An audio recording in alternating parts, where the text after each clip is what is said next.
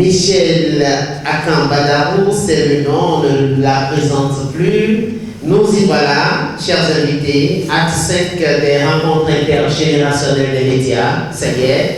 Elle est là, annoncée, elle répond présente, et je vous prie une fois encore d'ovationner cette icône de la presse. Madame Michel, merci d'être là. Bonjour, quels sont vos sentiments? Eh bien, je suis tout à fait heureuse de me trouver avec vous, avec les jeunes journalistes, la future génération qui va prendre notre relève. Et merci pour tous ces qualificatifs. Je me demande si je les mérite vraiment, c'est un peu trop. Donc, merci pour cet accueil. Et vraiment, j'espère que nous allons passer, et je suis même convaincue que nous allons passer un bon moment ensemble. Merci beaucoup. Justement, dans la première partie de ces échanges, on tente de connaître le personnage. Dans nos recherches, on a découvert que vous avez fait du chemin, vous avez parcouru l'Afrique.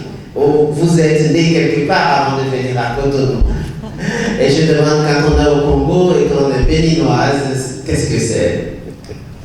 Bon, c'est une personne qui, par, disons, le fait que les parents étaient affectés au Congo-Brazzaville, je suis née au Congo-Brazzaville et toutes mes sœurs, parce que nous sommes une famille de 5 filles. Bon, une a disparu, donc nous sommes maintenant 4. Et les 4, nous sommes nés au Congo-Brazzaville. Il y a juste une qui est née au Bénin. Donc je suis restée, disons, toute ma petite enfance jusqu'à l'âge de 10 ans, 11 ans, à Brazzaville, avant de rejoindre le Sénégal, où j'étais en pension et où j'ai fait la 7e, je crois que ça correspond au CM1, avant de rejoindre Cotonou, et j'ai rejoint donc Cotonou en classe de 6e. Donc voilà, c'est une opportunité de voir autre chose dès le jeune âge. Qu'est-ce qu'on fait au Congo? Qu'est-ce qu'on mange au Congo? Qu'est-ce qu'il y a de particulier au Congo? Bon, je crois qu'il y a le manioc, il y a un style de vie qui est un peu différent du nôtre et qui a fait que mes parents ont préféré nous envoyer très tôt, après l'âge de 10-11 ans, au Sénégal, avant de revenir au Bénin. On peut dire qu'il y a une libération des femmes là-bas, qui fait que, bon, c'est pas exactement la même chose qu'ici, sinon c'est agréable comme pays. De toute façon, lorsqu'on est africain, je pense qu'on se sent bien partout en Afrique, hein, parce que nous avons quand même un substrat qui est commun et qui fait qu'il y a l'accueil, il y a la chaleur vis-à-vis de l'étranger et qui, lui, est appelé, bien sûr, à s'adapter. Il ne peut pas rester étranger toute sa vie dans un pays. Il lui faut apprendre les us et coutumes et se lier davantage avec la population qui l'entoure. Alors, est-ce que c'est ce côté libéral qui vous a fait embrasser le métier du journalisme? Qu'est-ce qui vous a poussé au journalisme? C'est possible que ce soit le fait d'avoir vu autre chose et que mon esprit a été, disons, façonné vers une certaine ouverture, une certaine curiosité. Et disons que dès que j'étais toute petite, j'étais déjà intéressée par, comment dirais-je, la marche du monde. Qu'est-ce qui se passe dans le pays, qu'est-ce qui se passe dehors, pourquoi ça se passe ainsi. Donc ce sont ces questions qui ont fait que la voie qui m'était tracée, c'était le journalisme. Et j'avoue aussi que j'aimais bien écrire, donc j'avais peut-être une certaine facilité à la rédaction, qui fait que, bon, j'ai choisi ce métier. Et une petite anecdote, je me rappelle que lorsque je passais mon BEC au lycée Bianzin, on a eu un sujet de l'ordre de expulsion de la laine et resta au foyer. On nous a demandé de commenter cela. Et j'avoue que j'ai été très inspirée, puisque la question des femmes m'interpelle. Je suis femme, donc je suis interpellée. Et j'ai eu la meilleure note au BPC du français, de la matière française. Donc c'est pour vous dire que en fait, je ne me voyais pas autrement que journaliste, ou alors j'allais faire des études de tourisme, qui est un bel avantage aussi de s'ouvrir au monde, de découvrir, d'être en lien avec des gens, d'être en lien avec une culture et avec d'autres cultures également. Donc voilà ce que je peux dire. Alors, ensuite, est-ce que vous êtes allé à l'école du journalisme ou vous êtes resté sur le tard, comme on dit chez nous, pour apprendre le métier? Quel a été votre parcours? Je suis, après le bac, partie à Dakar, qui avait ouvert ce qu'on appelait le Centre d'études des sciences et techniques de l'information, qui préparait donc les futurs journalistes au métier.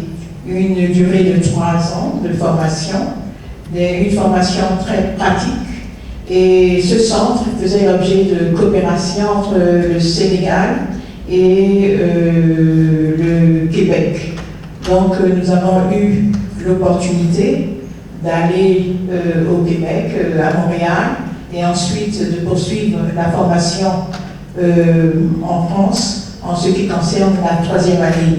Je dois dire également que pour entrer au CESTI, on n'y entrait pas directement. Il fallait subir un concours, et c'est après succès à ce concours qu'on était admis dans ce centre, parce que c'est une école, ce n'est pas, disons, l'université où on peut entrer sans avoir à subir un concours. Donc la durée de formation était de 3 ans à cette époque. Elle a augmenté maintenant, mais nous avons eu de très bons professeurs qui nous ont fait encore davantage aimer plus le métier. Et bon, je n'ai pas été déçue. J'ai fait de 1974 à 1990. J'ai été à l'ERTB, dans Réunion d'Action, à la radio, à la télévision, et après au ministère. Donc, et après ça, j'ai eu aussi l'opportunité d'aller travailler dans une organisation internationale, de m'occuper des questions des droits des enfants. Et je suis restée là-bas 20 ans.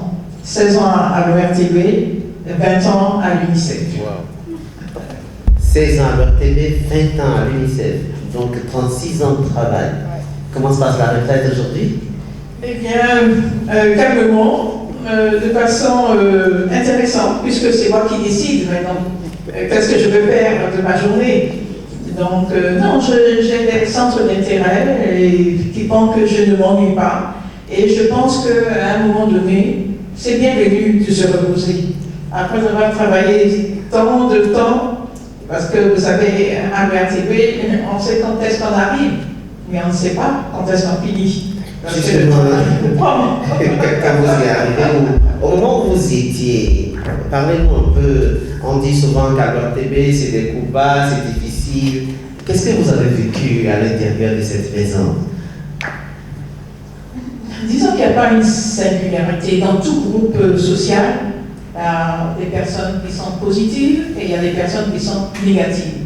Donc, bon, moi, le sachant, il faut connaître la nature humaine, je n'ai pas eu de problème à évoluer dans ce milieu à partir du moment où je connaissais mon métier.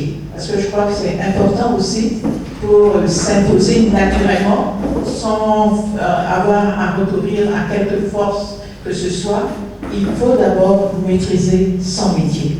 Et en le maîtrisant, les gens qui sont autour, qu'ils soient contents ou pas, ils sont amenés à l'accepter tel quel. Donc ça a été mon état d'esprit à l'ERTB qui m'a permis d'évaluer, malgré les coups bas, malgré les attaques, malgré toutes les rumeurs, c'était pas un problème. J'avais mon travail, j'aimais mon travail, je l'exerçais en respectant les règles du métier, et voilà. Oui, évidemment, nous avons retrouvé justement dans ce sens quelques-uns de vos collègues qui ont bien voulu parler de vous, qui nous ont donné quelques témoignages Je vais prier la régie de nous aider à voir qu'est-ce que les gens pensent de Michel Lacan-Badao. J'ai retenu une femme pionnière, modèle de rigueur. Quels sont vos sentiments quand vous écoutez tous ces témoignages sur vous aujourd'hui? Je suis bien sûr très sensible, je suis flattée.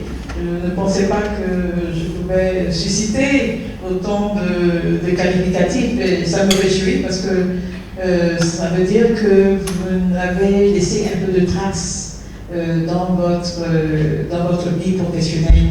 Et je pense que quel que soit le niveau où l'on se trouve au niveau professionnel, qu'on soit directeur ou pas, on a la même responsabilité de faire ce qu'on fait bien, de faire le mieux possible. Je vais vous raconter une anecdote. J'ai été directrice effectivement de la télévision à 2 reprises. La première fois, ça n'a pas duré plus de 9 mois. J'ai été directrice, il y a eu un petit incident au niveau de l'aéroport. L'équipe de travail n'était pas arrivée à temps. Bien que j'avais eu des assurances la nuit, que bon, tout était fait pour que l'équipe arrive à l'heure. Malheureusement, ce jour-là, l'équipe est arrivée en retard. Et moi, j'ai allé à l'aéroport, c'était très tôt le matin. Je n'ai pas pu faire autrement que de constater. Donc, on m'a viré et je suis retournée au journal télévisé. Sans problème, parce que lorsque j'étais directrice, je continuais à présenter le journal. C'est-à-dire que la fonction ne vous fait pas oublier la formation que vous avez reçue. Et c'est ce qui est le plus, disons, permanent. C'est la formation que vous avez reçue et comment la rendre également. 5 ans après, surprise, je suis encore nommée, c'est même pas 53 ans après, on me renomme directrice de la télévision et là, j'ai fait 5 ans à la tête de la télévision. Donc c'est pour vous dire qu'il faut garder sa pratique, il faut l'améliorer même. Et ce n'est pas parce que vous êtes un poste de responsabilité que vous regardez les gens de haut, que vous ne respectez pas le téléspectateur ou l'auditeur. Vous devez continuer à avoir prise sur ce que vous avez fait, ce que vous avez appris. Et comme ça, les gens se rendent compte que ce n'est pas ça, ce n'est pas la responsabilité au plus haut niveau qui est là pour seulement vous flatter. Mais elle est là, d'accord, vous assumez une mission, et cette mission, elle peut être de courte durée, de longue durée, ce n'est pas un problème. Je surveille par où vous allez atterrir et je suis surpris que, bon, ça soit sur mon territoire. Merci beaucoup. Je crois que c'est avec beaucoup de joie et d'émotion maîtrisée que je suis depuis ce programme-là. Joie parce que c'est l'occasion de rencontrer à nouveau une grande sœur, de rencontrer à nouveau un modèle. C'est vrai, on parle de génération, etc., etc. La génération qui est en question aujourd'hui, Madame Badarou et Monsieur Alagbada, ils ont au moins une quinzaine d'années sur moi. Et voyez-vous, j'ai aussi déjà fermé les 30 ans. Ce que j'ai retenu et ce que je voudrais dire, en plus de tous les témoignages qui sont, je dirais, même mesurés, modestes par rapport à la dame de fer dont on parle, je voudrais juste ajouter que, avec le recul, moi j'ai compris que quand on parle des stars de télé dans les pays développés, nous on en avait depuis l'avènement de Michel Badarou. Et quand je la regarde encore aujourd'hui, je dis, nous n'avons rien à envier à cette télévision des pays développés, à ces médias des pays développés. C'est juste le contexte qui change. Et encore une fois, je voudrais la remercier pour avoir tenu ce rang jusqu'à aujourd'hui. Ça, c'est fondamental. Et comme vous dites, travailler avec elle, ça serait un honneur et un accomplissement pour moi. Parce qu'à l'époque, quand nous on avait commencé, ça c'était en 85, vous voyez déjà 73 à 85, vous voyez déjà les cas.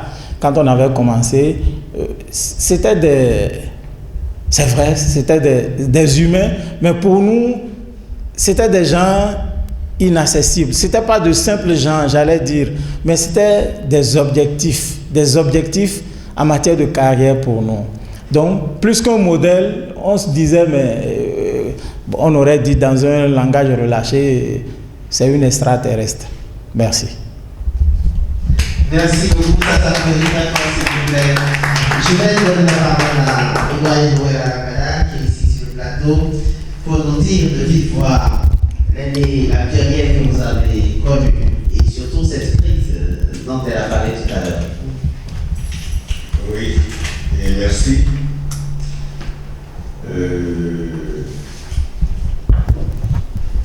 C'est pas mon habitude, mais je suis vraiment très heureux ce matin. Parce que c'est pas, disons, on n'est pas venu manier le poste à la République, parce que celle dont vous avez choisi de présenter aujourd'hui à la jeune génération, comme l'a dit Marcel a situé, parlait de 85, elle, 73, non, elle était déjà là. 74, je suis arrivé en 75. Donc, vous voyez, vous les jeunes. Et je dis ça par rapport, quand j'entendais la fin tout à l'heure, le présentateur parlait de manque de repères, de références. Je dis non, il faut aller chercher ces repères, ces références. Il faut faire l'effort. Il ne faut pas mettre tout le monde dans le même panier. Quand on arrive dans une profession, voir qu'est-ce qu'ils font. Et je pense que Marcel n'a pas exagéré en disant que nous avons nos vedettes, nous avons nos figures de proue. Moi je ne dis pas vedettes, parce que Michel n'a rien de vedette, au sens où on l'appelle, mais quand elle était, on dit aux affaires, ce dont elle vous a parlé tout à l'heure là, et l'incident qui est arrivé. Donc je pense que c'est ça le problème. Où, après 9 mois, on la débarque. Et quelques temps après, on la ramène. Donc, ça m'a fait sourire parce que je sais de quoi il s'agit. Et nous avons vécu. Et parce qu'en ce moment, moi j'étais à une direction centrale au niveau du ministère. Une direction qui est responsable du suivi et de la couverture des organes de presse.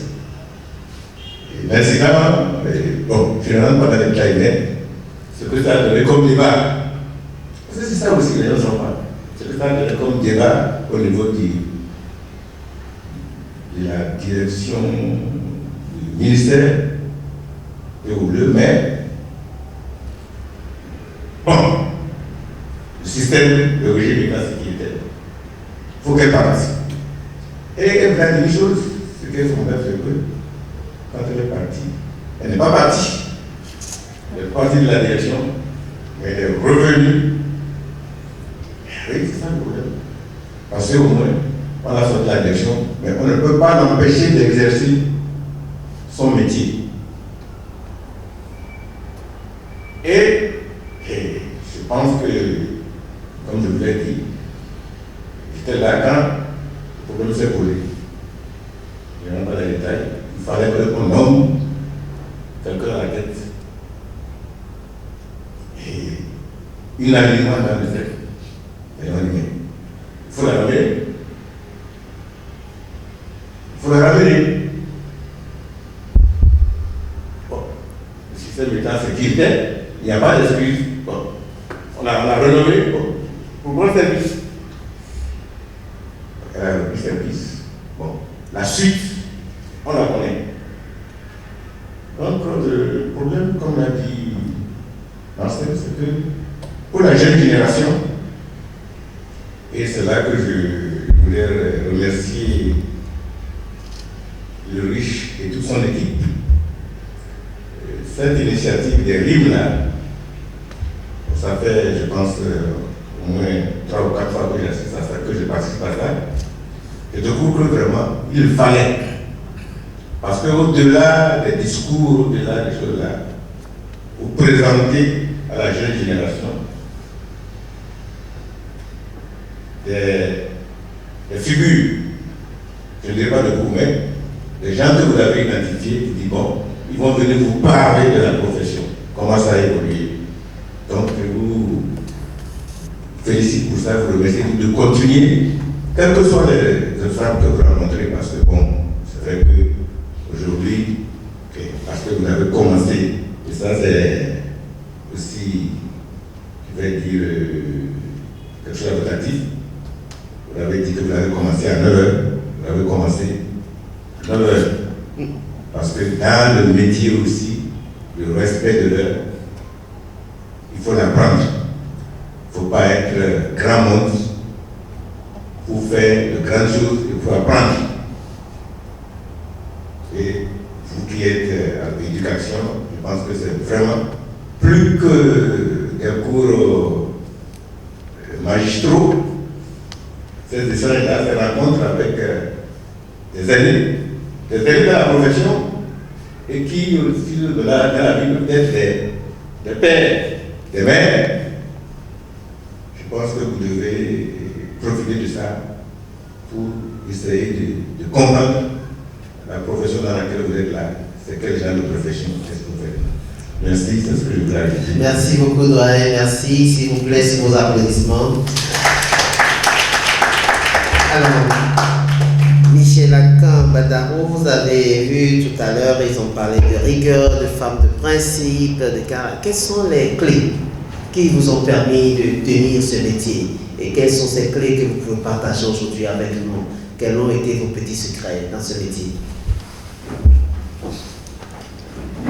Bien, vaste question. Disons que j'ai évoqué tout à l'heure un aspect, je crois, important du métier, c'est de l'avoir bien appris et de pouvoir l'exercer correctement en fonction de la déontologie, de l'éthique, et cela vous donne une assurance. Donc il faut une assurance en soi-même, en ses propres capacités. Et je crois qu'on n'a jamais fini d'apprendre. Ce n'est pas parce qu'on est sorti d'une école de formation de journaliste qu'on doit s'arrêter. Donc, ce qui m'a permis d'exercer, c'est aussi ma personnalité.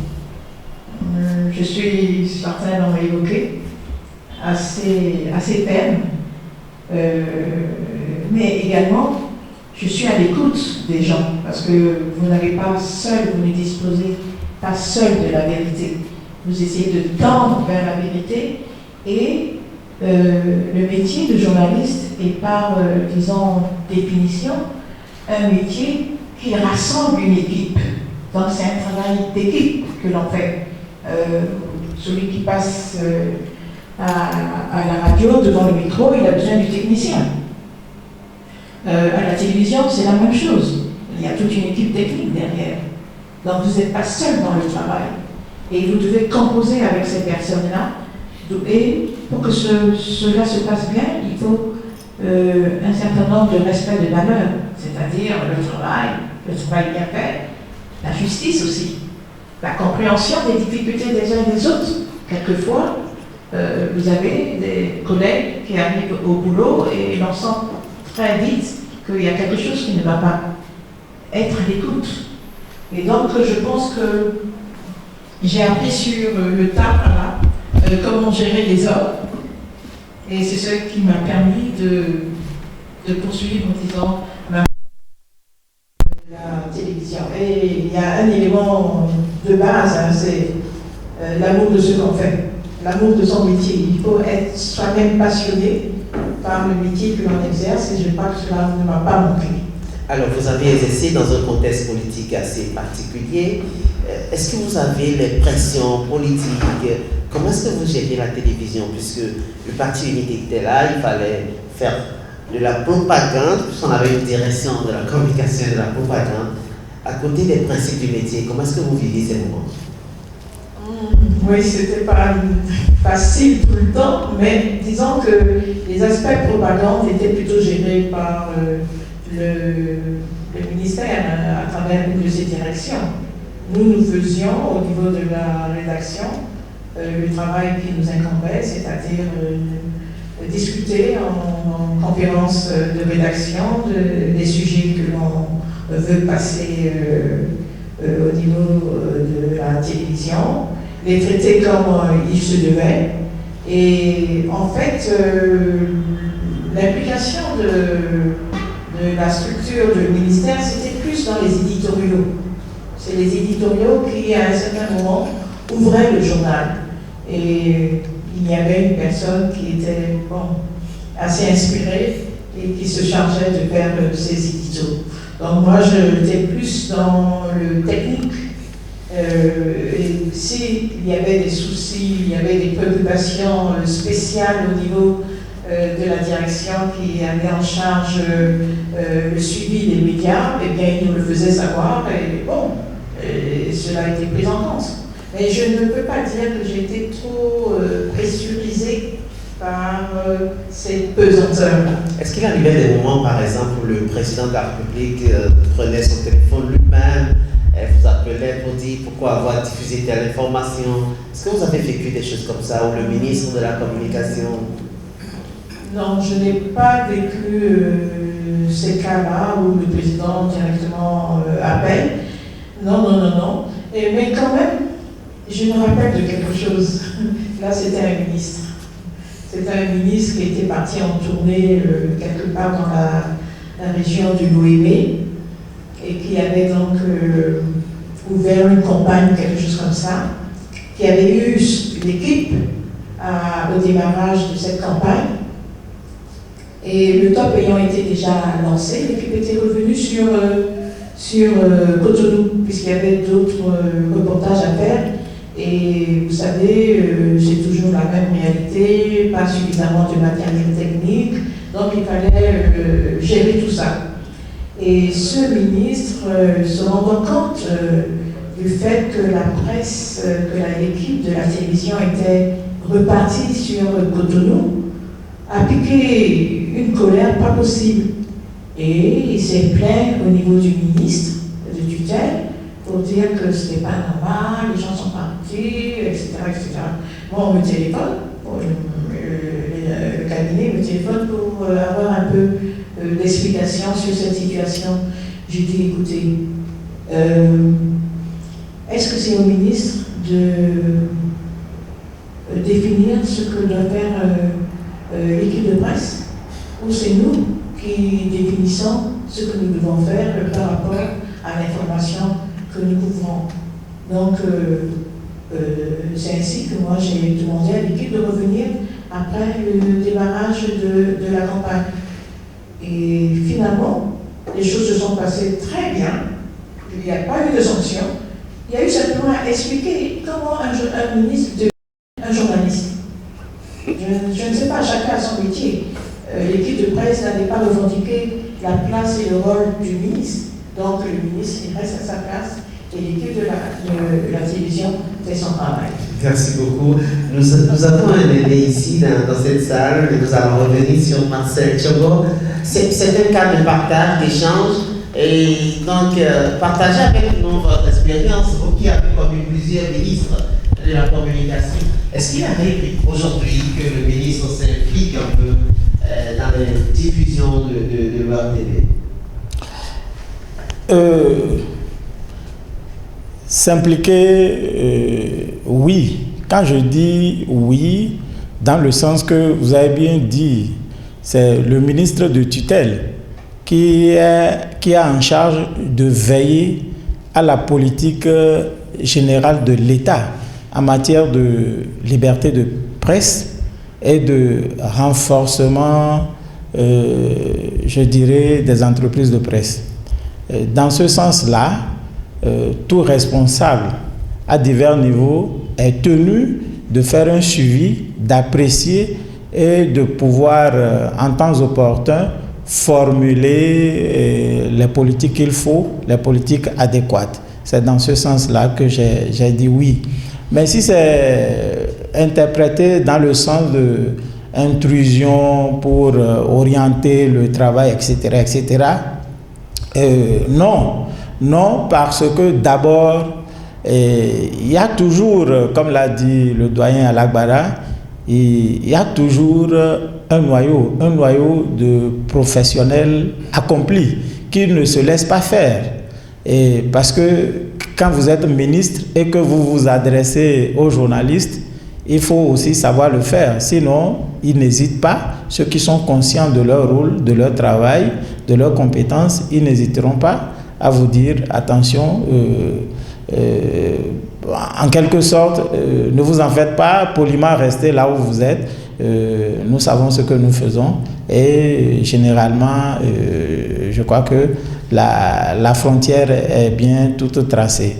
Et je crois qu'il y va même de l'harmonie entre cette presse de service public et les responsables politiques de cette presse-là, de savoir chacun dans son rôle, de savoir quand est-ce qu'il faut intervenir et surtout, comme je le dis, en tant que responsable supérieur, c'est beaucoup plus de veiller à la politique générale de l'État en matière de service public. Et ce service public de presse, comme vous le savez, c'est apporter l'information au plus grand nombre, apporter l'information au plus grand nombre et encourager la diversité des opinions. Et il y a également un baromètre très important. Le baromètre très important, en dehors de cette veille professionnelle, des professionnels même du métier, il y a également l'opinion. Parce que, après tout, on ne mérite que ce qu'on a. Si on a une opinion formée, si on a une opinion exigeante, il n'y a rien à faire. Les presses de service public sont obligées de tenir compte de ce que veut cette opinion-là. Donc voilà ce que je peux dire sur la question. Merci beaucoup. Zakia Tatoudi, vous êtes présidente aujourd'hui par l'intérim des professionnels de l'Union des professionnels des médias. Est-ce qu'il vous est arrivé de recevoir des plaintes de journalistes du service public, par exemple, qui se sentent oppressés ou pressionés par la hiérarchie? Comment est-ce que vous gérez ces cas? Et en tant que journaliste, est-ce que vous observez aujourd'hui qu'il y a une certaine interférence du pouvoir public dans les productions de leur TV? Merci pour la question. Je voudrais, avant de commencer, remercier votre invité de ce matin. Cher aîné, ça fait un grand plaisir de vous écouter, énormément plaisir parce que ces rencontres-là nous permettent d'apprendre, même si aujourd'hui nous sommes toujours dans la pratique, mais d'apprendre de nos aînés. Et à vous écouter, à vous suivre, je me rends compte que les réalités n'ont véritablement pas changé. Il y a des problèmes que vous avez rencontrés en son temps, que nous aussi nous rencontrons encore aujourd'hui. Et c'est bien de repartir un peu vers les aînés, puiser de tout ce qu'ils ont appris, de leurs expériences, pour pouvoir mieux faire. Parce que les réalités ne sont pas exactement les mêmes, mais les problèmes sont les mêmes, ou peut-être même plus forts que par le passé. L'ingérence, l'interférence que vous avez soulevée, effectivement, il y en a. les plaintes des acteurs des médias ne manquent pas seulement du service public, mais également du côté du service privé.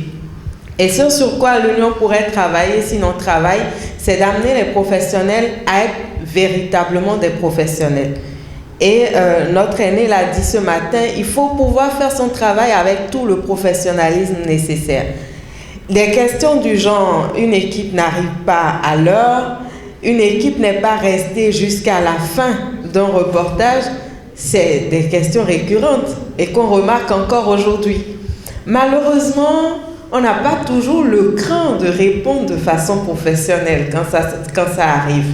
Et des professionnels sont souvent sanctionnés, quelquefois parce que leurs responsables hiérarchiques n'arrivent pas à gérer comme cela se doit.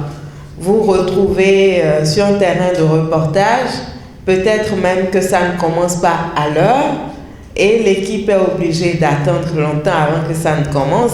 Et dès que l'équipe de reportage estime avoir collecté les informations nécessaires qui pourraient lui permettre de traiter l'élément comme il se doit, quitte le terrain. Mais le client ou le partenaire qui les a invités pour l'activité estime que non, ils doivent rester jusqu'à la fin parce que bon, on a payé pour ça, ou alors c'est un ministère, non, on a demandé que l'équipe soit sur le terrain, et donc on doit rester jusqu'à la fin. Mais au fond, parfois, moi je dis, mais c'est pas un long métrage. C'est un élément de reportage, c'est du news. Et le journaliste, parce qu'il est professionnel, même s'il fait 5 minutes sur le terrain, il peut prendre pendant 5 minutes-là tout ce dont il a besoin et à la fin, il fait un travail correct. Donc, c'est surtout sur le côté du professionnalisme, du point de vue du professionnalisme qu'on doit travailler et que l'Union travaille auprès des professionnels des médias, des acteurs des médias pour que le travail soit véritablement de qualité. Maintenant, si vous permettez, je voudrais peut-être rapidement partager avec vous quelques appréciations et que je retiens d'ailleurs de l'intervention de notre aîné ce matin, c'est de connaître son métier, de maîtriser son métier. On en a énormément besoin. Et ça nous ramène une fois encore à la question du professionnalisme. Et autre chose, la fonction ne vous fait pas oublier la formation qui est permanente. Parce que moi, aujourd'hui, je fais une expérience en tant que responsable à premier niveau de l'Union des professionnels des médias du Bénin. Mais je dis, l'Union ne me paye pas un salaire, c'est un bénévolat. Et c'est ma chaîne, mon organe de presse qui me paye mon salaire. Donc, il faut que j'aille travailler là-bas après, venir gérer. Et c'est des réflexions que je n'arrive pas toujours à partager avec mes amis, les membres de l'Union, qui pensent que, l'Union doit être prioritaire. Je dis, d'accord, c'est prioritaire, il y a des objectifs à atteindre, mais à la base, il ne faut pas oublier qu'on est formé pour un travail. Donc, on a une fonction, on a des responsabilités par rapport à ça, mais on ne doit pas oublier qu'on a une formation et qu'on doit pouvoir travailler par rapport à son métier à la base. Et je crois que vous avez abordé ça, j'ai vraiment apprécié, je voulais partager un peu mon point de vue par rapport à ça. Merci. Merci beaucoup, Zakiat Adoudi, président de l'Union. Et nous voici donc à la fin de cette première partie qui nous permet de découvrir un peu le personnage. Je vais prier la régie de nous rappeler un peu Michel Akambadaro, c'est qui? Madame Michel, vous avez le micro pour nous dire un peu aujourd'hui comment est-ce que les médias doivent pouvoir se comporter de façon générale pour un enracinement justement des acquis démocratiques de façon générale. Mais avant, le président de la République a installé la RAC il y a 2 jours et il a estimé que la RAC doit sortir la presse béninoise de l'amateurisme et de la vénilité. Je voudrais bien la régie de nous rappeler les propos du président de la République. Le président demande de sortir la presse béninoise de l'amateurisme et de la vénalité. Dites-nous, quel est le rôle des médias dans la consolidation des acquis démocratiques? Vous avez la parole.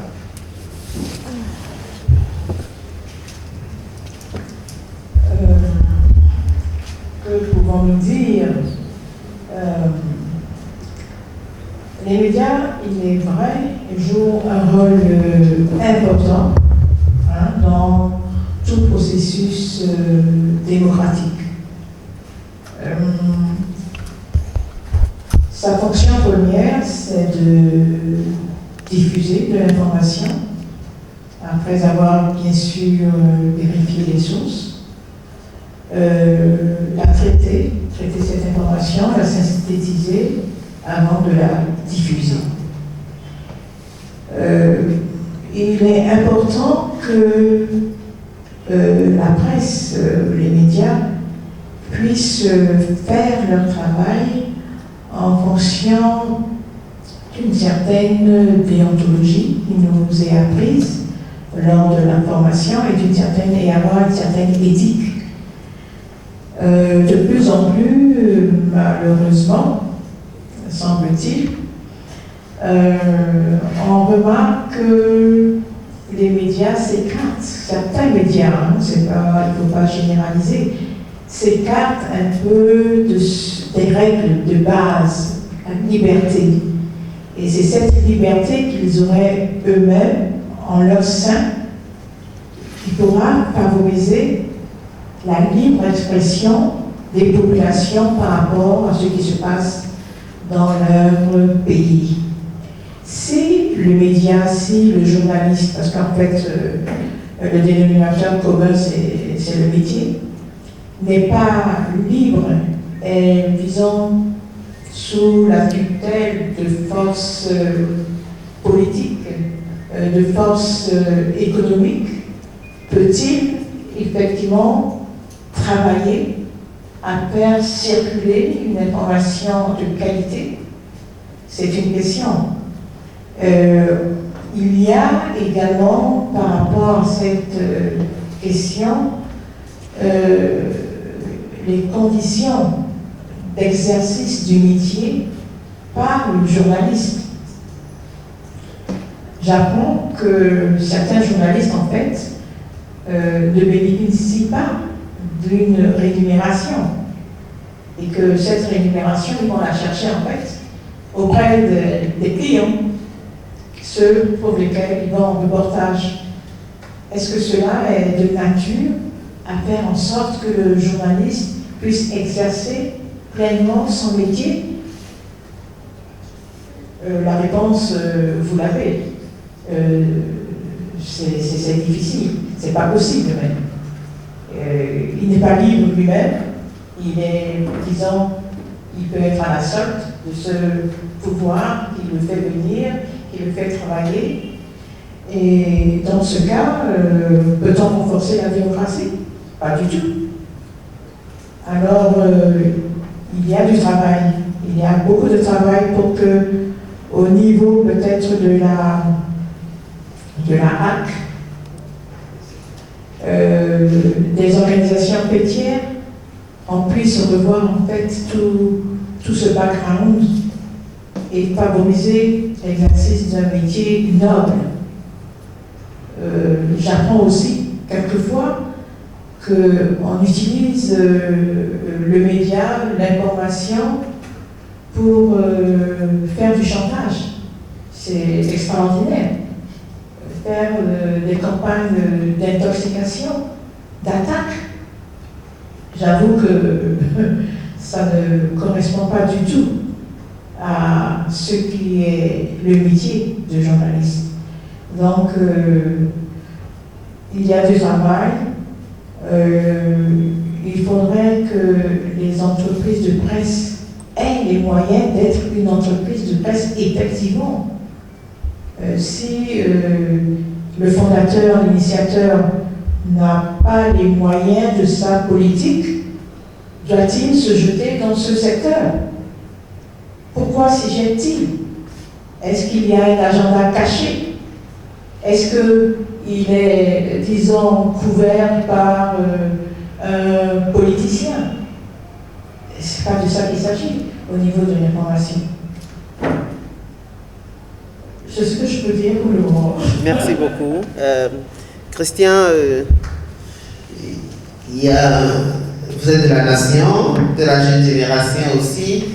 Qu'est-ce que vous pensez justement de ce rôle que les médias doivent jouer aujourd'hui dans la consolidation des acquis? Je l'ai dit, c'est un cadre de partage entre aînés. Et ce que vous vivez aujourd'hui, comment est-ce que vous percevez ce rôle vraiment de la presse pour la démocratie béninoise? J'estime que Madame Michel a quand même abordé un aspect primordial de la question qui est ce que les hommes, les médias doivent avoir les moyens de leur politique, de telle sorte que le journaliste ne doit pas manquer la rémunération pour aller chercher ne serait-ce que cette rémunération-là chez les clients. Et de plus en plus, dans la presse béninoise, on constate que beaucoup de professionnels des médias ne sont pas rémunérés et puis ils s'adonnent à cet acte-là. Deuxième chose que Madame a dit et qui est vraiment réelle également aujourd'hui dans la presse béninoise, les journalistes font du chantage. On entend de plus en plus que certains journalistes font du chantage aux hommes politiques, ne serait-ce que pour avoir des moyens et pour survivre. Et donc, c'est des éléments qui ne peuvent pas amener les médias à accompagner la consolidation de la démocratie. La plupart du temps, les journalistes sont devenus les amis des hommes politiques. Est-ce que si on est amis des hommes politiques, on peut arriver à faire ce travail-là contre ceux-là qui sont habilités à gérer la cité à bon escient. Et donc, parfois, si vous êtes leur ami et qu'il y a des questions qui se posent dans la société, il y a des questions par rapport à leur gestion, les journalistes n'arrivent pas à aborder les questions avec le respect de la déontologie, de l'éthique, n'arrivent pas à réellement aborder les questions sans arrière-pensée. C'est pourquoi de plus en plus, on ne sent pas les journalistes aborder et faire de l'investigation. Les journalistes n'arrivent pas à faire des sujets de terrain parce qu'ils ne veulent pas piétiner et peut-être les hommes politiques qui en temps sont devenus leurs amis. Et donc, personnellement, et de par mon expérience, j'estime que nous devons faire le travail en tenant compte, en respectant les règles du métier. D'abord, les règles élémentaires, ce que nous avions appris à l'école. Et nous avions entendu notre aîné qui nous a dit qu'il faut le faire sans arrière-pensée. Il faut non seulement tenir compte de ce que nous avions appris à l'école, tenir compte de l'environnement dans lequel nous travaillons et respecter l'éthique et la déontologie de cette profession-là, qui est une profession noble si nous le faisons avec en respect des règles et avec toutes les garanties possibles. Alors, présidente des syndicats, je vais dire, présidente Zakiat, je reviens vers vous. Comment se fait-il que les journalistes ne sont pas payés?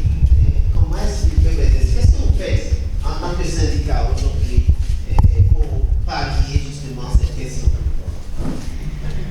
C'est une grosse question. C'est une grosse question et c'est une réalité malheureusement. Mais les entreprises de presse qui embauchent, il y a la responsabilité de l'entreprise et ensuite la responsabilité de ce professionnel qui accepte d'être engagé sans un minimum enfin, je dirais pas contrat, mais un minimum d'entente en termes de rémunération. Et quand l'entreprise ne rémunère pas ses employés, on ne peut pas refuser en quelque sorte l'arnaque qu'il y a après sur le terrain, parce que moi j'estime que c'est de l'arnaque. Maintenant, qu'est-ce que l'Union fait en tant que syndicat? C'est de plaider auprès des patrons de presse, parce que vous n'êtes pas sans savoir qu'on a beaucoup œuvré pour la convention collective qui fixe quand même un minimum de règles de rémunération pour les employés des entreprises de presse. Donc, faire le plaidoyer pour la mise en application effective de cette convention collective-là. Ça ne dédouane pas pour autant les acteurs des médias qui sur le terrain doivent quémander ou alors faire du chantage auprès de leurs amis ou les politiciens ou les clients. Non, pas du tout. Mais l'entreprise doit avoir un minimum de garantie vis-à-vis de son employé parce que, comme on dit, le ventre affamé n'a point d'oreille. Il faut forcément que l'entreprise prenne un engagement vis-à-vis de l'employé pour que l'employé sache que dès que je fais ce travail, à la fin, il y a quelque chose et qu'il n'attende pas que ce soit sur le terrain qu'il aille chercher son gagne-pain. C'est ça ce qu'il faut faire. Donc, on a travaillé pour la convention collective, un minimum de quoi payer les employés des entreprises de presse. Maintenant, il faut continuer le plaidoyer pour la mise en application effective de cette convention collective, quoiqu'aujourd'hui, il y en a qui estiment que bon, c'est un peu dépassé. Mais on va déjà plaider pour qu'elle soit vraiment mise en application. Alors, doyen Noël, ils disent de laisser les journalistes dire la vérité, que les dirigeants laissent les journalistes dire la vérité. Est-ce que vous qui observez, vous qui avez pratiqué et qui observez aujourd'hui, vous avez le sentiment que dans la profession, on ne dit pas surtout la vérité sur l'information? Merci. Je pense qu'il faudra bien qu'on cerne, disons, la problématique. Et quand ils disent qu'il faut laisser les journalistes dire la vérité, moi je pense que non. Qui va laisser les journalistes dire la vérité? Le journaliste lui-même.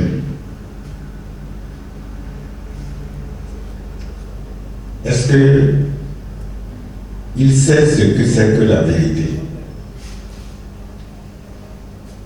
Quelle problématique on pose quand on lui dit il faut lui laisser dire la vérité? Parce que moi, ça me ramène à cette question essentielle. Quand on a décidé d'être journaliste, je ne dis pas professionnel, parce que où on est journaliste, où on n'est pas journaliste. Et le journaliste, il est là pour faire l'information.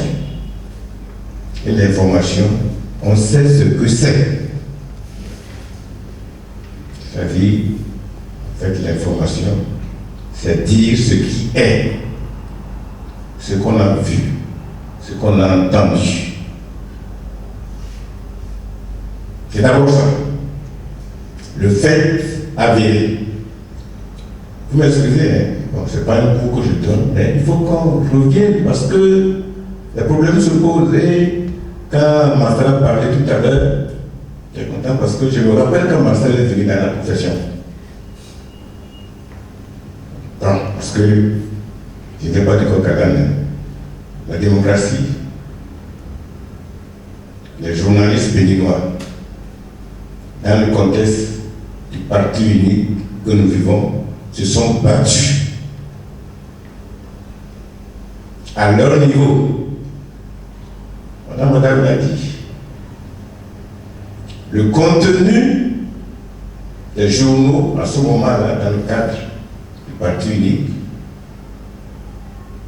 dépendait des responsables, des journalistes. Vous allez peut-être dire que dans le parti unique, qu'est-ce qu'on peut dire d'autres choses que les activités du parti et de l'État. D'accord. Mais on le disait en respectant notre déontologie. Ça veut dire que nous savons que constitutionnellement c'est ça. J'ai même eu l'impression aujourd'hui que le contexte du travail, en ce moment, était plus facile pour nous. Parce qu'en démocratie, en régime de démocratie pluraliste, c'est quoi l'information? C'est quoi l'information? Est-ce que c'est de relayer uniquement le point de vue d'un parti? Aujourd'hui, et le lendemain, on relève le point de vue de l'autre partie.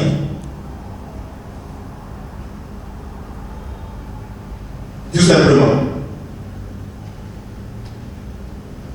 C'est la question que je me pose moi-même. Quand je regarde les journaux télévisés, quand j'écoute la radio, quand je lis les journaux, est-ce que c'est ça simplement, ou bien il faut aussi qu'on parle de la vie des populations? Comment les populations reçoivent ces informations-là et quelles sont leurs réactions par rapport à ça? Je ne sais pas si je me fais comprendre, mais c'est aujourd'hui, parce que nous sommes dans un métier qui évolue. Elle a dit, quelle que soit la régulation parce que dans la profession, si vous restez sur l'acquis que vous avez quand vous êtes sorti du centre de formation, ça vous dit que vous allez stagner. Aujourd'hui, et je pense que la présidente par intérim de l'UPM l'a dit, et ces questionnements essentiels sur la vie des organes de presse, il faut se les poser. Et c'est d'abord la responsabilité de ceux qui ont décidé de se lancer dans les entreprises de presse.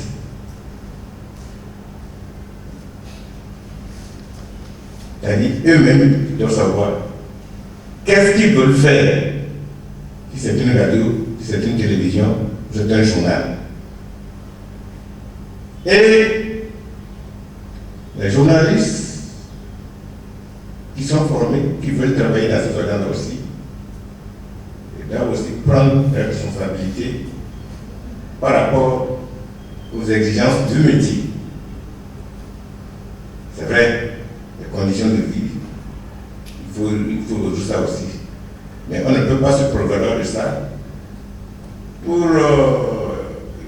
quand je suis rentré dans la salle, j'ai vu ça, le président en installant la sixième mandature a parlé de vénalité. Amateurisme. C'est grave. 30 ans après,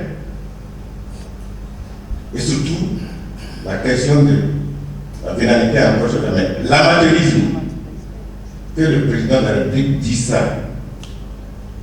Et je pense, j'espère bien que l'actuelle mandature a bien écouté ça.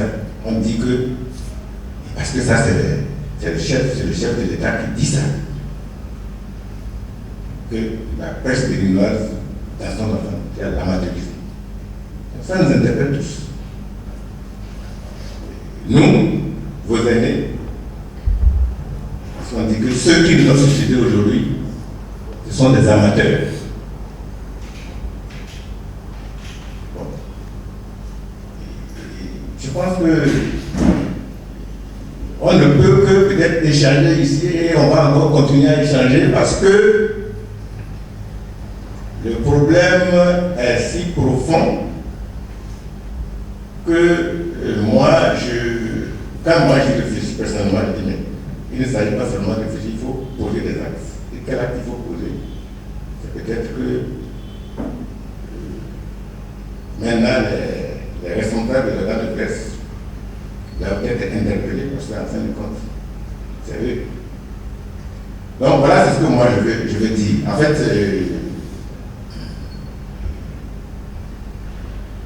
aujourd'hui, on ne va pas se voiler la face. Je vais terminer par là en disant que, bon, est-ce que, quand nous regardons nos télévisions, quand nous écoutons nos radios, quand nous lisons nos journaux, est-ce que cela ne nous amène pas à nous poser des questions sur la table? Est-ce que c'est ça l'information? L'information au sens de mettre à la disposition des populations des éléments qui leur permettent de comprendre comment les populations vivent comment les populations résolvent leurs problèmes.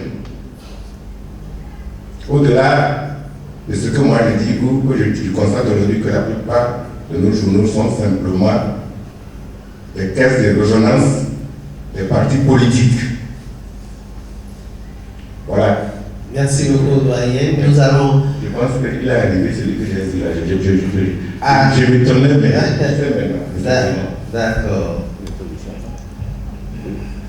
Alors, nous allons demander une fois encore au doyen Marcel s'il a le sentiment, en regardant la presse béninoise aujourd'hui, si nous arrivons vraiment à travailler pour la consolidation de la démocratie.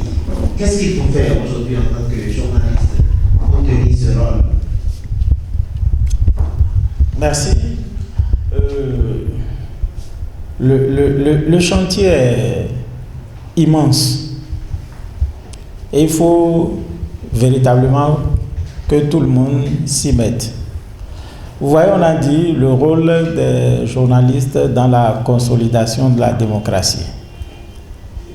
Et depuis, nous ne faisons que parler des conditions de vie et de travail du journaliste. Ça veut dire quoi? Ça veut dire que pour que le journaliste tienne véritablement son rôle dans la consolidation de la démocratie, il faut qu'il soit d'abord crédible. Le doyen Alagbara l'a dit, quand il dit journaliste, il n'ajoute pas professionnel, parce qu'on est journaliste ou on ne l'est pas. Je vais ajouter, pour être simplement journaliste, il faut être journaliste, connaître les principes, les accepter et les pratiquer. Et les journalistes ont une grande responsabilité pour atteindre cette crédibilité. Je vais vous donner quelques exemples. Des exemples simples. Vous voyez, j'ai souvent l'habitude de dire à certains que même quand on prend de l'argent, il faut savoir faire son métier. Que quand vous êtes par exemple en détresse, vous avez un parent malade et vous êtes en face du médecin, du chirurgien, vous le suppliez pour dire « Essaye de me sauver, essaye de sauver mon parent ». Vous êtes prêt à tout lui donner pour ce travail-là. Mais on ne dit jamais au chirurgien « Prends de l'argent et opère-moi le patient de telle façon ». Parce que ce métier-là est respecté. Ils se font respecter. On dit, nous avons confiance en vous, faites quelque chose. Mais ici, la vénalité, comment est-ce que ça s'exprime? Quand le journaliste est acheté, puisqu'il faut dire les choses telles quelles, on lui dit, voilà ce qu'il faut faire, voilà ce qu'il faut mettre dans le journal. Et il le met. Et il le met, est-ce que je dirais, en toute inconscience, parce que c'est une affaire de responsabilité à la fin. Il le met, c'est comme ça que vous verrez plusieurs titres où, pour le même article exactement, il y a des signatures différentes dans différents journaux. On est arrivé à un point tel que dans certaines lois de finances, ou tout au moins dans certaines notes directives, il est même inscrit le montant de per diem qu'il faut payer aux journalistes. Alors que dans nos règles déontologiques et d'éthique, on dit on ne prend pas l'argent. Reporters sans frontières publie des statistiques, des données, des résultats, des évaluations sur la liberté de presse et évoque des arguments qui justifient cette évaluation-là. Je me suis toujours posé la question, est-ce que les professionnels des médias se sont penchés véritablement sur ces arguments-là pour se dire, alors comment faire pour essayer de régler le problème tel que posé? C'est des questions qui sont là, têtues, qui font qu'aujourd'hui, véritablement, parfois, je dirais on a honte de dire où on se cache pour ne pas dire qu'on est journaliste. Moi, souvent, quand des parents me demandent conseil, quand des jeunes viennent me voir pour dire je veux faire du journalisme, etc., je leur dis pour le moment, le temps n'est pas bon. Cherchez à faire autre chose. L'environnement est pollué. Ce métier n'a pas, pour le moment, n'a plus d'avenir. Parce que tout est tellement mélangé qu'on n'arrive plus à se reconnaître. Et tenez-vous tranquille, le sauveur ne viendra jamais d'ailleurs. C'est d'abord une affaire de responsabilité individuelle, collective, parce qu'on a besoin aussi de s'organiser. Un journaliste, il doit se définir comme un journaliste. On entend souvent, périodiquement, qu'on est venu peut-être d'un pays voisin recruter des journalistes pour aller faire de la communication pendant la campagne pour un pouvoir donné, etc., etc. Je dis, si tant est que nous sommes doués dans ces genres de pratiques, pourquoi ne pas aller carrément dans la communication? Il y a aujourd'hui des métiers insoupçonnés dans ce domaine-là. Quand vous prenez la technologie du web et l'image numérique, il y a plein de choses qu'on peut faire aujourd'hui. Plein de choses qu'on peut faire sur la toile et vivre allègrement. Alors je dis, en attendant, si on ne peut vraiment pas être journaliste, oui, il y a ces métiers-là qui peuvent également donner à manger et dignement. Donc, véritablement, je voudrais profiter de cette occasion pour appeler chacun et tous dans le sens des organisations, des professionnels des médias, pour dire il faut véritablement réfléchir sur la professionnalisation du métier de journaliste. On dit parce que les entreprises de presse ne payent pas, c'est précaire qu'on est obligé de chasser les perdièmes du matin jusqu'au soir. Des gens se lèvent, ils vont fréquenter des rédactions pour collecter tous les séminaires, etc., et faire plusieurs séminaires par jour pour pouvoir avoir des perdièmes. Je dis, on peut réfléchir, et si on veut être vraiment journaliste, on peut l'être, parce que c'est un métier qui peut nourrir, mais à condition d'être véritablement compétent. Moi, je vais vous dire quelque chose. J'ai vu nos aînés, vous les voyez.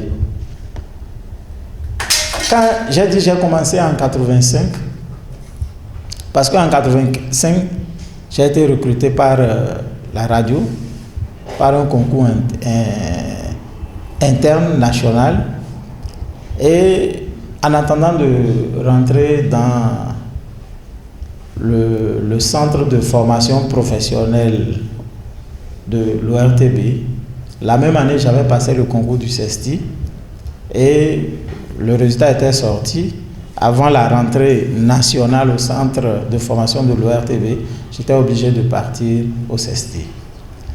Donc, quand on était revenu avec mes collègues, mes amis, quand on travaillait, on n'avait pas ce souci matériel-là. Moi, je vais vous dire, je me suis révélé surtout pendant la conférence nationale. Mais est-ce que vous savez que des années plus tard, je veux dire jusqu'en 1995, je continuais de gagner 15 000 francs CFA par mois. 15 000 francs CFA par mois parce qu'il y a un statut à l'époque à l'ORTB qu'on appelait collaborateur extérieur. Et vous êtes payé 15 000 francs CFA par mois.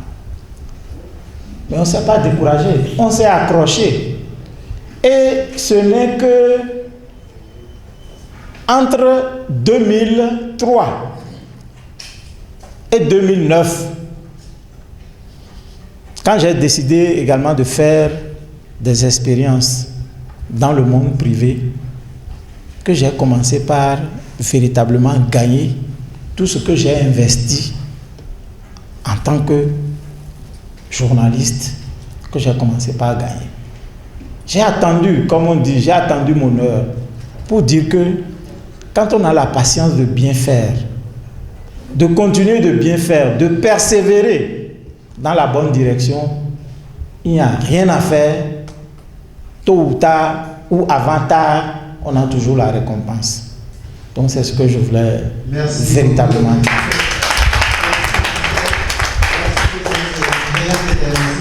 Alors, Michel, le temps n'est pas bon, il faut faire autre chose. Le métier n'a pas d'avenir. Citation de Marcel Chopin. Qu'est-ce que vous pensez? Qu'est-ce que nous devons faire pour justement consolider les acquis dans le parti? Merci bien. Je crois que c'est un regard lucide que vient de lancer, que vient de poser Marcel Chopin sur le paysage médiatique de notre pays. Il a ce paysage, vraiment, il s'est, comment dirais-je, il a reculé par rapport aux années précédentes. Et pour effectivement apporter des solutions idoines, il faut commencer par une analyse de la situation réelle. Identifier là où il y a les goulots d'étranglement, là où il y a des problèmes de vie, de gestion d'entreprise, etc.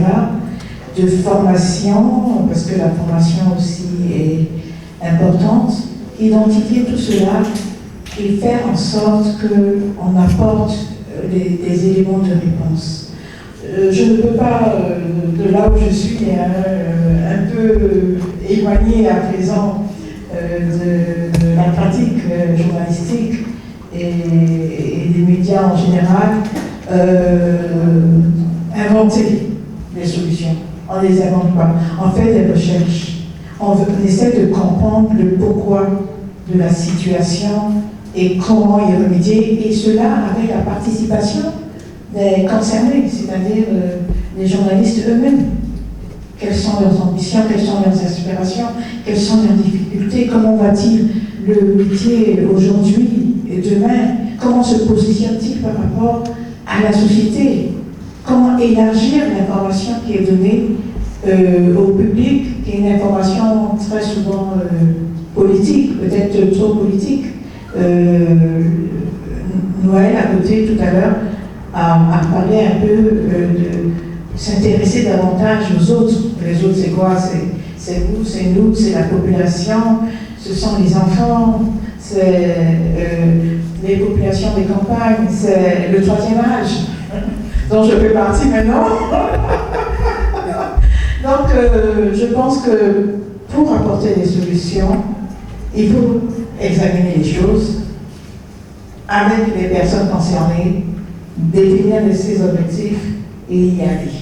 Merci beaucoup. En attendant de faire la transition, je voudrais saluer la présence de la direction de communication de la présidence de la République. Je crois que quand on a entendu le chef de l'État, il faut se convaincre d'une chose.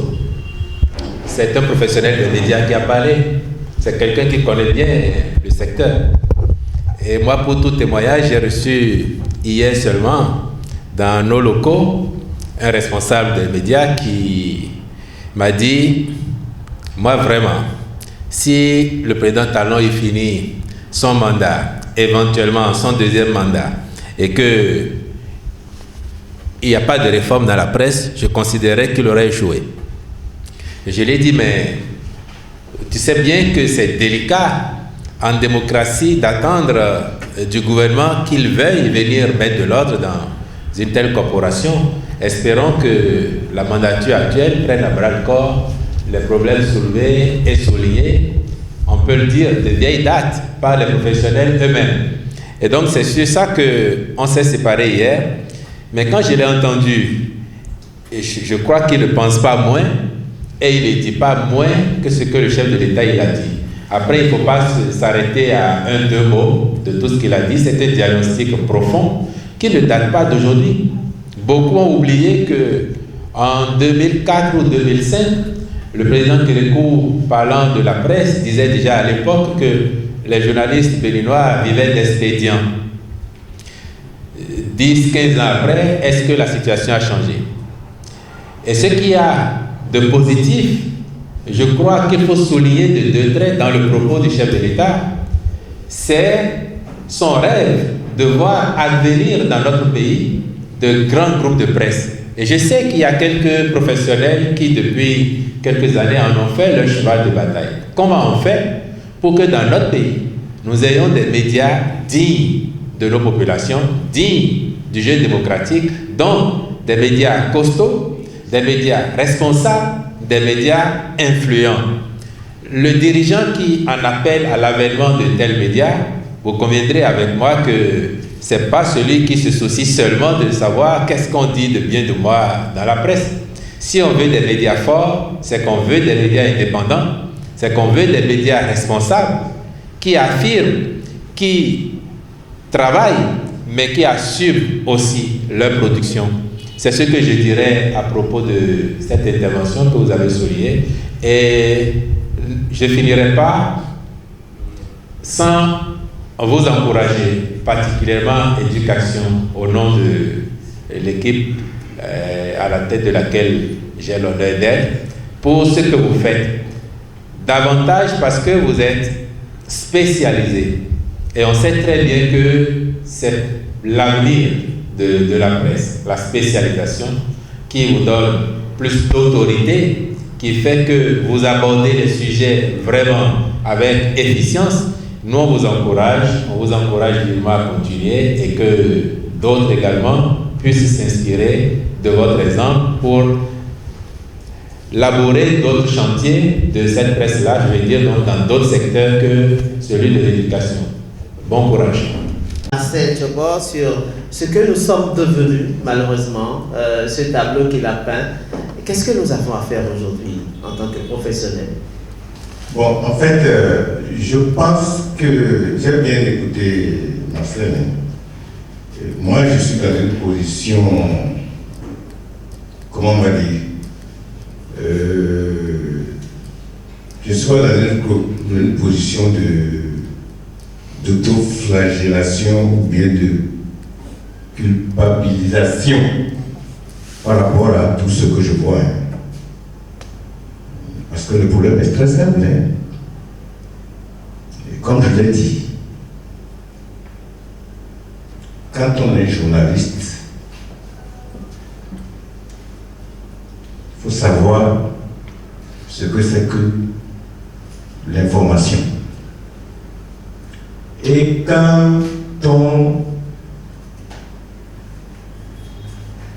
crée un organe de presse, un organe de presse, que ce soit journal, radio, télévision, l'information qu'on veut donner savoir ce que c'est. Et parce que moi, le problème revient au niveau de chaque individu. Parce que pour moi, dans une rédaction, et Michel vous l'a dit, autant on voit le mot, autant de la révolution, elle va donner l'exemple. La rédaction est dirigée par le rédacteur en chef. Elle a cité un exemple d'incident qu'il y a eu avec un ministre par rapport à l'organisation de la couverture. Ce qu'il faut mettre là. Donc, il faut que chacun assume ses responsabilités. Parce que le panier à crabe là, moi je ne suis pas dans cette politique où on met tout le monde dans le panier à crabe. Je dis moi, si je ne suis pas content d'un reportage fait par la télévision nationale, je peux moi dire les choses comme ça. J'estime que la télévision nationale, peut-être, ils ont fait une édition où il y a trop de reportages juste à côté.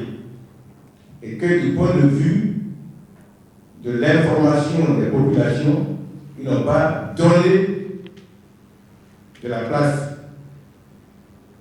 à cette information-là au-delà de l'information institutionnelle. C'est un choix qu'ils ont fait. Je ne pense pas que quelqu'un de leur dit, vous allez faire ça comme ça. Chacun assume.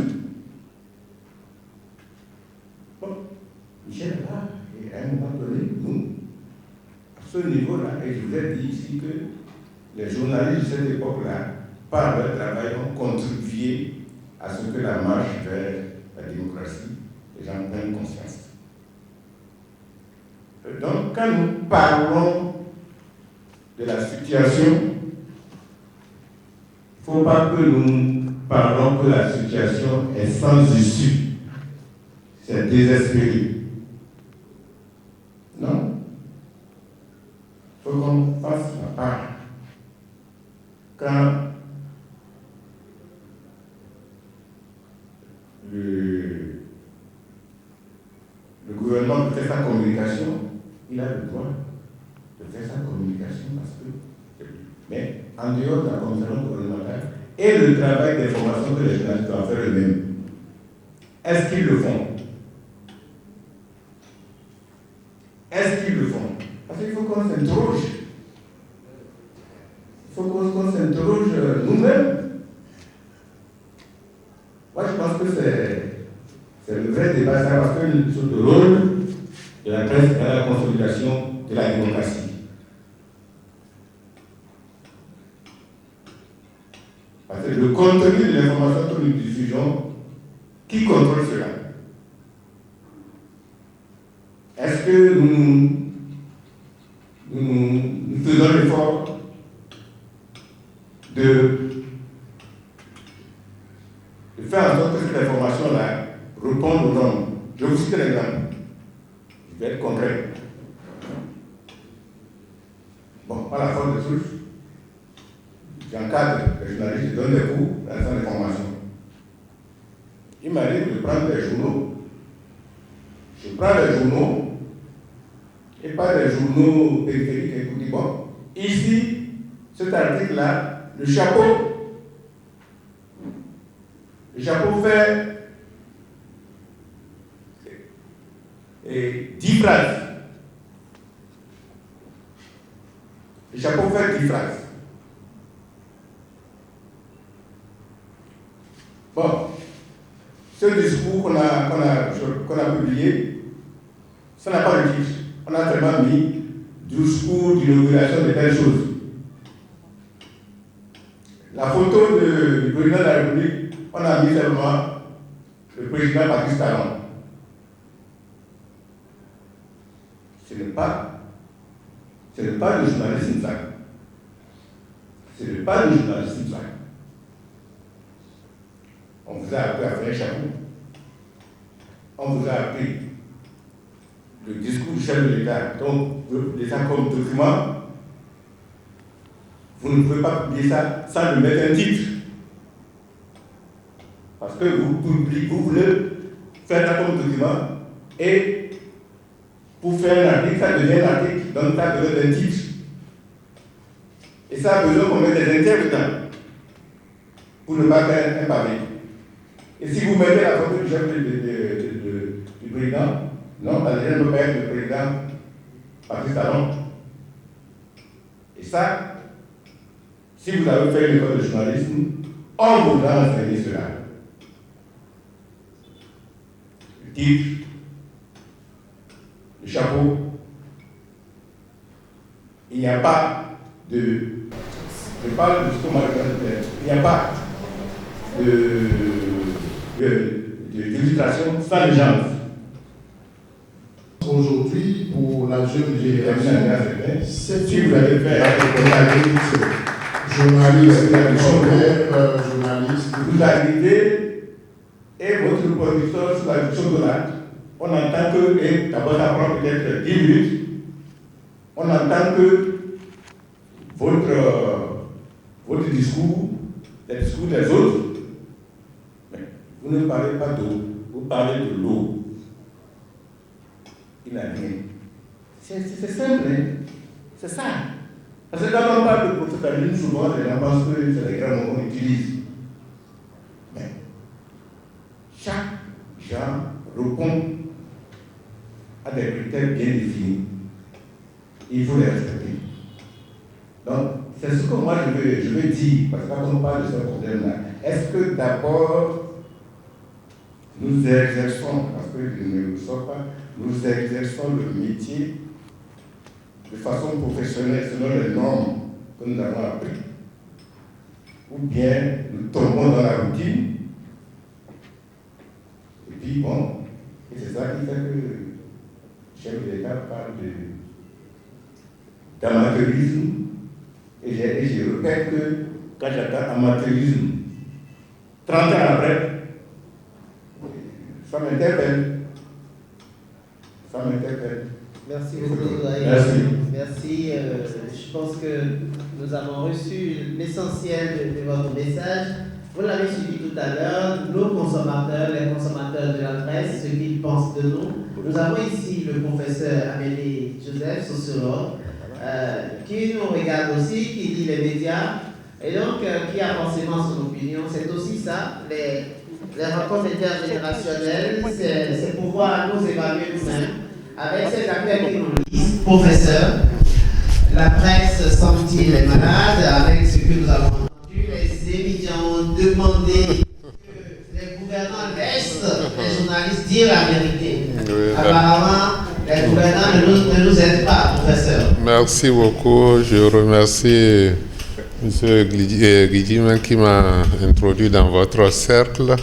Nous avons eu plusieurs rencontres et je me réjouis d'écouter un peu la vie du journalisme depuis longtemps. Je vois Noël qui est mon promotionnaire à Niamey ici, et puis il est à la retraite comme moi. Je vois Mme Badarou avec qui on a fait le lycée Bienzin, tout ça. Donc voilà, je suis de l'ancienne génération et ça me fait plaisir de retrouver les jeunes ici. Je crois que nous avons vécu des temps où les journalistes nous faisaient énormément plaisir et nous avons du plaisir à les lire et à les écouter, que ce soit à la radio ou par écrit et tout cela. Aujourd'hui, nous sommes presque, pas déçus, hein, mais nous ne voyons plus cette image-là où vous nous conduisez, parce que c'est l'information, celui qui a l'information a le pouvoir. Mais de plus en plus, le pouvoir est disséqué entre les différentes tendances politiques et autres là. Et puis le pays également n'a pas pu gérer comme il le faut ses ressources, de manière qu'aujourd'hui nous sommes dans une situation assez difficile. Je ne dirais pas que ce que vous faites ce qui est arrivé est de votre forme, c'est la manière de gérer n'est pas le quotidien qui amène souvent à certains dérapages que nous vivons aujourd'hui. Et ensuite, il y a les tenants du pouvoir, les différents tenants du pouvoir qui nous divisent, qui vous divisent, parce que chacun veut que son information passe et étouffe l'information de l'autre par tous les moyens possibles. Et je me réjouis que certains jeunes parmi vous font l'effort de présenter quand même un visage du journalisme qui soit à peu près acceptable. Mais il serait bon, mais c'est la situation économique du pays qui nous amène à cela et à notre propre sociologie dans la mesure où nous n'avons pas reçu une éducation qui nous amène au sacrifice.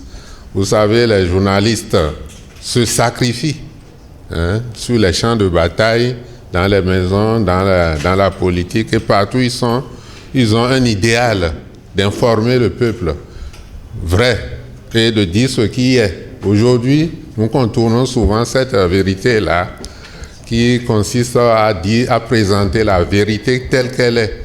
Ce qui fait que nous sentons de plus en plus que mais ça va changer. J'espère que ça va changer avec, j'espère, le nouveau pouvoir qui promet beaucoup de choses. J'espère que ce sera réalisé et que nous nous sentirons vraiment forts pour exercer notre métier, votre métier, de manière vraiment idéale si vous voulez.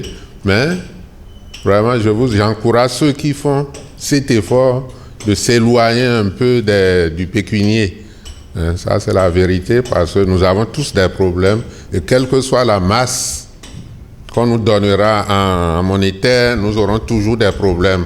Mais il faut pouvoir qu'on s'en départisse pour laisser un vrai visage du corps, du métier, qui apparemment, les efforts se font, mais il y a des manipulations, il y a des nécessités de survie qui amènent chacun à choisir son camp, ce qui n'est toujours pas juste.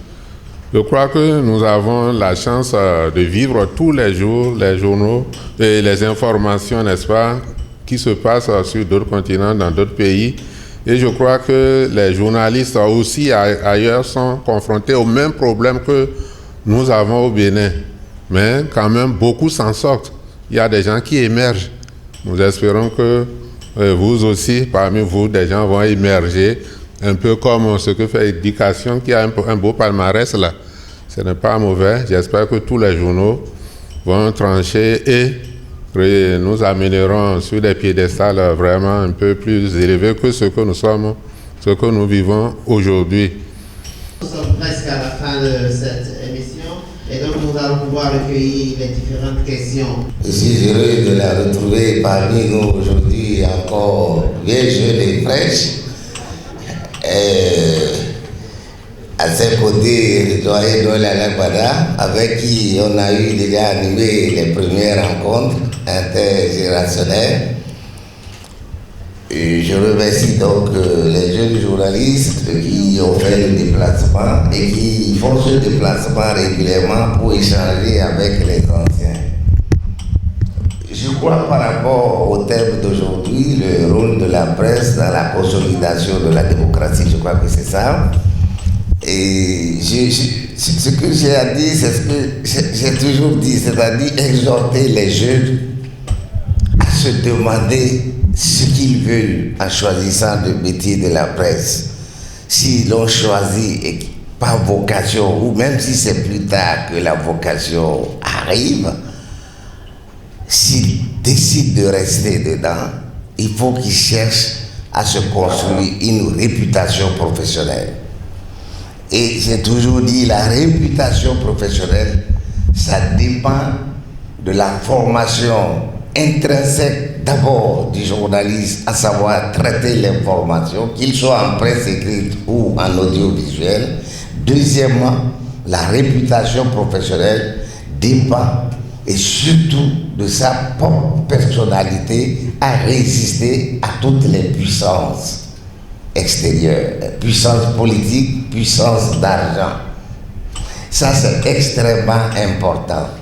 Et j'ai dit, quand moi je faisais ma conférence, je crois que c'était fin septembre de l'année dernière, j'avais souhaité que les journalistes qui sont dans les journaux que nous critiquons, vous avez vu, chaque fois on présente avant la rencontre, la conférence, on rencontre toujours ce que l'opinion publique pense de nous, de ce qui se fait aujourd'hui dans la presse. Alors j'avais dit aux associations professionnelles de chercher à libérer les médias, c'est-à-dire pour arrêter le phénomène nocif des titres siamois, puisque c'est de ça que tout le monde se plaint. Et j'ai dit, il faut que les associations professionnelles rencontrent au besoin ceux qui sont derrière les titres siamois.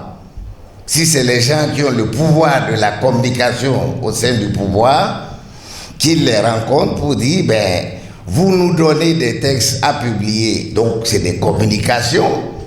Si nous ne pouvons pas les modifier, ben, laissez-nous mettre des titres professionnels.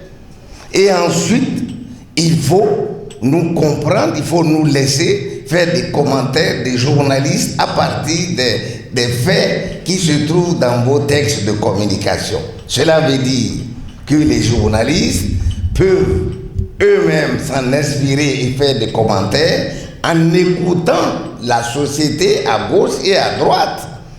Je me souviens à l'époque, quand moi je présentais ma conférence, le sujet d'actualité était celui des cliniques privées que le gouvernement a demandé de fermer en demandant aux médecins de rester soit dans le public, soit dans le privé.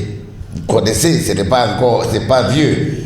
Donc, je disais, on dit la position du gouvernement qui contient une part de vérité. Mais en même temps, on va demander aux citoyens de dire ce qu'ils pensent de cette décision à l'étape actuelle du fonctionnement de nos hôpitaux et centres de santé publics. Et là, il suffit d'aller faire une interview des populations de Malambile jusqu'à Porto-Novo en passant par Cotonou et Sakété, on aura les avis des populations. Ils vont dire les problèmes qui vont se poser si d'aventure on fermait toutes les cliniques privées. Parce qu'il y a des localités, il n'y a que ces cliniques privées. Donc, ils vont dire ce qu'ils en pensent. Et le gouvernement, lui, en lisant ces critiques-là, il va en tenir compte pour corriger, pour rectifier l'application de sa décision. Et ça aussi, c'est du travail professionnel. Cette critique, ça ne veut pas dire qu'on est contre le gouvernement, encore moins qu'on veut le renverser. Non, pas du tout. On doit critiquer le gouvernement. Et c'est les journalistes qui peut le faire, soit il le fait directement parce qu'il a des arguments pour analyser la situation, soit il rencontre la population et il prend les avis de la population pour mettre dans son papier. Merci, je suis Serge David Zomain, je suis le directeur de publication de Éducation. Je n'ai pas de formule toute faite ou de solution toute élaborée. Je crois que le diagnostic est fait, la peinture, elle n'est pas du tout bonne, la peinture de la corporation. Et c'est en cela que je voudrais envoyer justement à notre invité ce questionnement qui me taraude, c'est de savoir est-ce que véritablement le pouvoir de l'argent peut empêcher le journaliste d'être professionnel dans la pratique du métier. C'est juste une question qui me préoccupe. Il y a que, c'est vrai, le principe de la démocratie nous renseigne qu'il y a la séparation des pouvoirs et que la presse constitue le 4e pouvoir. Il n'est pas dit qu'il doit y avoir une sorte de contradiction entre les pouvoirs, mais il y a que chaque pouvoir doit rester dans sa dimension et faire le travail comme cela se doit. Je voudrais partir de 2 faits. J'ai vécu, au moment où j'étais encore journaliste au quotidien Homme Nouvelle. C'est vrai que c'est un journal qui n'existe plus aujourd'hui, c'est un journal presque qui est né au temps, je vais dire, de la mandature du président Boni Yayi, et qui travaille beaucoup plus justement pour la communication gouvernementale. Et donc, il y a de ces soirées où nous recevons des gens du palais qui venaient justement à la rédaction avec des éléments ou des consignes bien fermes.